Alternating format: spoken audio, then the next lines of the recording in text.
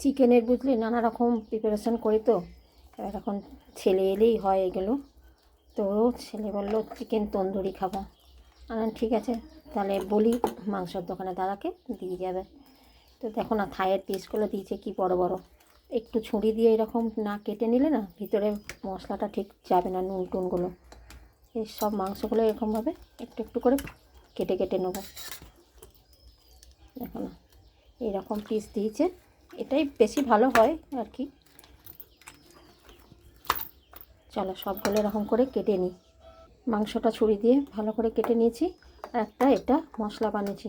দইটা সারা রাত আমি জল ঝরতে দিয়েছিলাম। জল ঝরা টক দইয়ের মধ্যে এর মধ্যে নুন দিয়েছি, হলুদ দিয়েছি, রেড চিলি পাউডার, আদা রসুন লঙ্কা বাটা, ধনে পাতা পুদিনা পাতা বাটা, আর একটুখানি গুঁড়ো মশলার মধ্যে জিরে গুঁড়ো দিয়েছি, একটু গরম মশলা দিয়েছি, একটুখানি সাদা তেল দিয়েছি। দিয়ে এটাকে একটা মশলা বানাচ্ছি। এটা এখন ভালো করে ওর গায়ে সুন্দর করে মাখিয়ে দেব।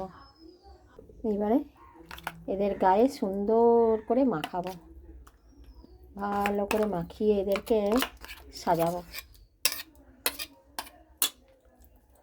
সুন্দর লাগছে দেখো, খুব বেশ ভালো করে মাখাতে হবে যেন ভিতরে পর্যন্ত মশলাটা যায়, নুন টুন সব মশলা টেস্টটাও হয় যেন ভালো করে।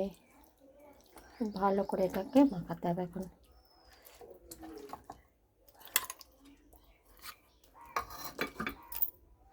দেখো সুন্দর করে মাখানো হয়ে গেছে, একদম গায়ের ভিতরে ভিতরে একদম যেখানে যেখানে কেটেছি এগুলো সেখানে শুদ্ধ ঢুকে ভালো করে মাখিয়ে নিয়েছি এটা। ব্যাস এটা আবার এখন ফ্রিজের মধ্যে ঢাকা দিয়ে রেখে দেবো। ঢাকা দিয়ে এখন ফ্রিজে রাখা থাকবে। এই ম্যারিনেট করা চিকেনগুলো এবার তন্দুর করব। এই যে আমার এয়ার ফ্রায়ারটার মধ্যে একটুখানি তেল লাগিয়ে ব্রাশ করে নিয়েছি। আর এটাতে সব মশলা তো মাখানোই আছে। এটা এবার আস্তে করে গ্রিলে বসিয়ে দিচ্ছি। উপর থেকে আর একটুখানি তেল ব্রাশ করে দিলাম। এটা মাখন দিয়েও করা যায়। চলো এবার দিই।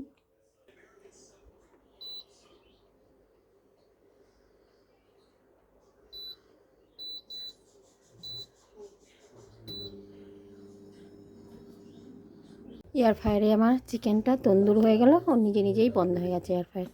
চলো বার করে দেখি তো কেমন কি হলো।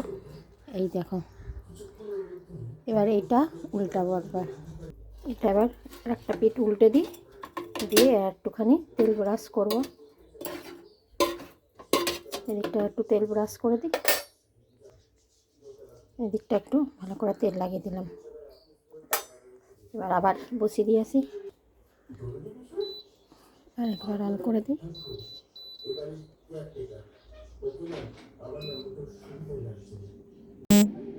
এবার অফ করে আরেকবার বার করে দেখি এদিকটা কেমন হয়েছে।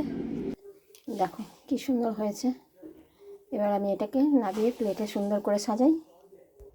দেখো সাজিয়ে নিয়েছি চিকেন তন্দুরি আমার। কেমন হয়েছে তোমরা বলো তো। যদি ভালো লাগে একটা লাইক কমেন্ট শেয়ার করে দিও অবশ্যই। আর সাথে রয়েছে একটু ধনে পাতা পুদিনা পাতার চাটনি, আর স্যালাড তো থাকবেই, শসা আর পেঁয়াজ, আর সাথে এই যে লেবু। কেমন লাগলো অবশ্যই তোমরা জানিও। খেয়ে বল দেখি কেমন হয়েছে।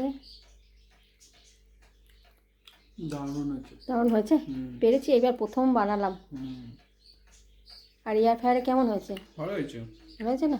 আর ধনেপাতা আর পুদিনা পাতার চাটনিটা একদম অনেক ভালো, বেশি ভালো বেশি ভালো লাগছে তো খাওয়াতে হবে।